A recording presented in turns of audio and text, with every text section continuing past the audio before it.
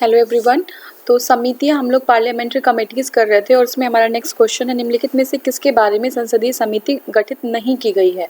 ठीक है, तो किसके बारे में संसदीय समिति गठित नहीं की गई है ये बता रहे हैं।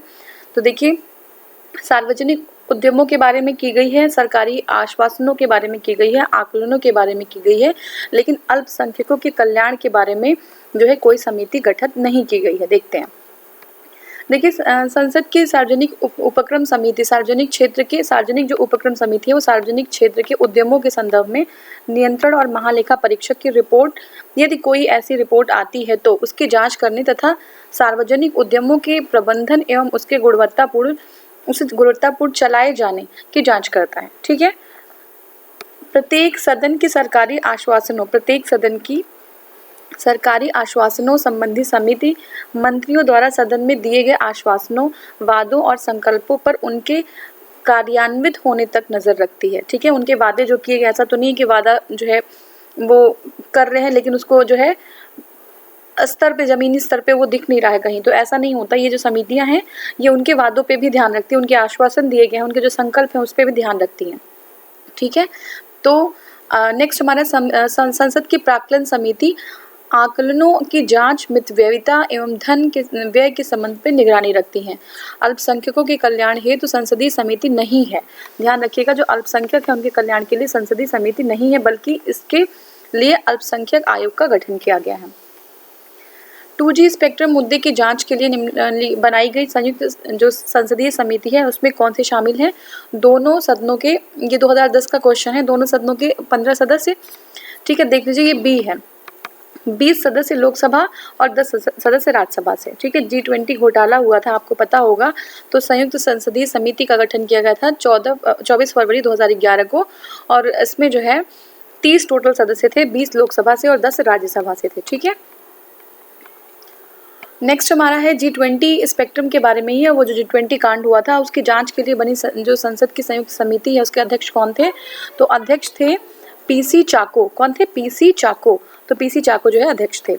ठीक है, नेक्स्ट हमारा है भारतीय संसद की किस रीति या से प्रशासन पर नियंत्रण करती है? भारतीय संसद किस रीति से प्रशासन पर नियंत्रण करती है? तो किससे? संसदीय समितियों के माध्यम से, क्योंकि उसका पूरा काम का संचालन जो होता है वो संसदीय समितियों के माध्यम से ही होता है। ठीक है, तो ऐसी स्थिति में जो ये पूछ रहा है कि किस रीति से जो है जो एडमिनिस्ट्रेशन है उस पर नियंत्रण करती है, तो ये देखिए संसदीय समितियों के माध्यम से जो है कंट्रोल करती है।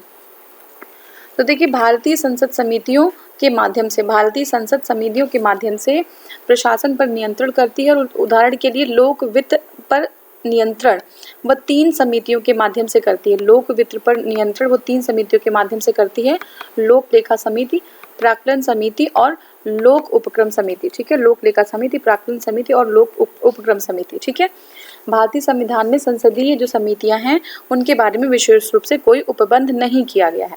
ठीक है, अब ये लंबा सा एक क्वेश्चन है, समझिएगा।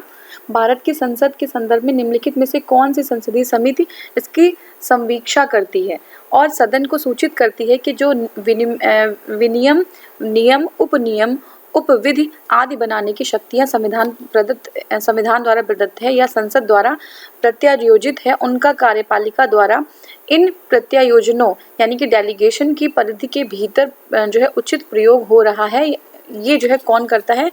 तो ये करता है आपका अधीनस्थ विधान संबंधी समिति। अधीनस्थ विधान संबंधी समिति।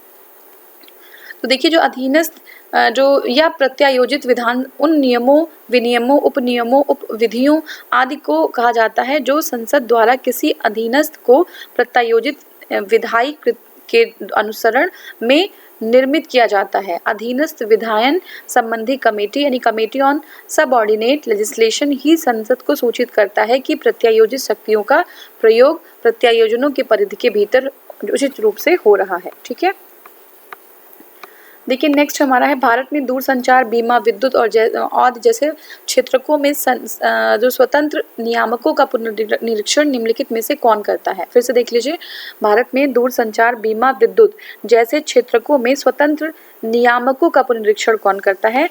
तो इसका पुनर्निरीक्षण करते हैं ए यानी कि 1 और 2, तो कौन करते हैं? ये संसद द्वारा गठित तदर्थ समितियों द्वारा, संसद द्वारा गठित एडॉक समितियां हैं, तदर्थ समितियों द्वारा और संसदीय विभाग संबंधी समितियों द्वारा। ठीक है, ये हमारा हो गया। देखिए, भारत में दूरसंचार, बीमा, विद्युत जो आदि के जैसे क्षेत्रों में स्वतंत्र नियामकों का पुनर्निरीक्षण संसद द्वारा तदर्थ समितियों तथा संसदीय विभाग समितियों द्वारा किया जाता है। इसके पुनर्निरीक्षण से वित्त आयोग, वित्तीय क्षेत्र विधायी सुधार आयोग एवं नीति आयोग संबंधित नहीं है। तो ठीक है, ये हमारा हो गया कंप्लीट। जो हमारी समितियां थी, कमेटीज थी, वो कंप्लीट हो गया।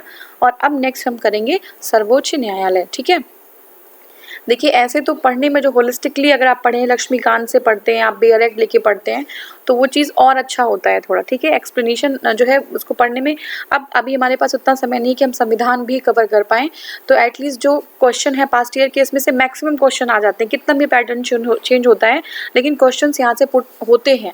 ठीक है, एक्सप्लेनेशन अगर आप बहुत ध्यान से समझ रहे हैं तो काफ़ी क्वेश्चन आपके जो है एग्जाम में आएंगे।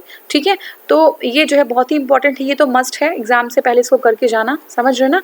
उसके बाद जब हमें टाइम होगा तो उसके बाद हम जो है लक्ष्मीकांत को भी कवर करेंगे। ठीक है, फॉर श्योर कवर करना है। ठीक है, तो thank you so much for watching, thank you.